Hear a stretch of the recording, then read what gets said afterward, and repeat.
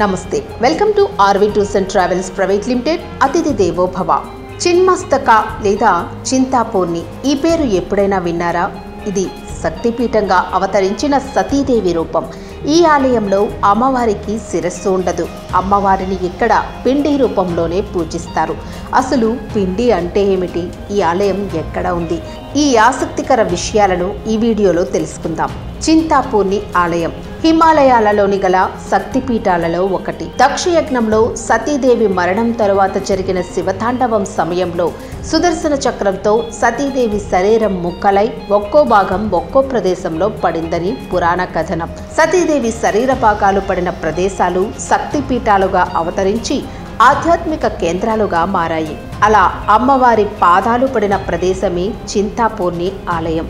ఈ ఆలయం హిమాచల్ ప్రదేశ్లోని ఎత్తైన కొండలు, అగాధమైన లోయలతో ముగ్ధ మనోహరమైన ప్రకృతి రమణీయతల మధ్య ఊనా అనే ప్రాంతం నుంచి దాదాపు 47 కిలోమీటర్ల దూరంలో సోలాసింఘి పర్వత శిఖరం పైన సుమారు 3117 అడుగుల ఎత్తులో ఉంది. ఇక్కడ అమ్మవారు పిండి రూపంలో అంటే ఒక రాతి ముద్దలాంటి లేదా లింగాకారంలో ఉన్న రాయి లేదా చెక్క అని అర్థం.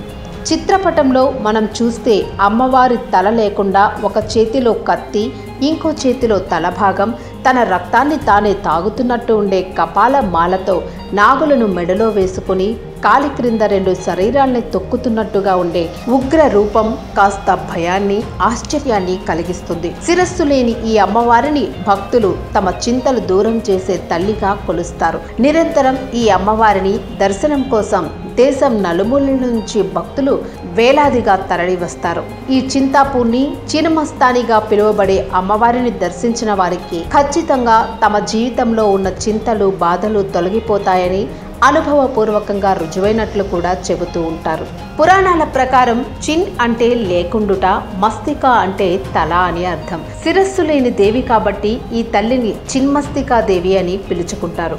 ఇక్కడ ఇంకో కథ కూడా ప్రచారంలో ఉంది. మార్కండేయ పురాణం ప్రకారం చండీదేవి అసురులను సంహరించినప్పుడు అందులో సాయపడిన ఢాకిని యోగినిగా పిలుచుకునే జయ విజయులు ఎంతో మంది రాక్షసులను సంహరించి వారి రక్తాన్ని త్రాగినా వారి దాహం తీరదు. అప్పుడు అమ్మవారు వారి దాహాన్ని తీర్చడానికి తానే స్వయంగా తన శిరస్సును ఖండించుకుని ఆ రక్తంతో వారి దాహాన్ని తీర్చి ప్రజలను కాపాడుకోవాలనుకుంటుందట.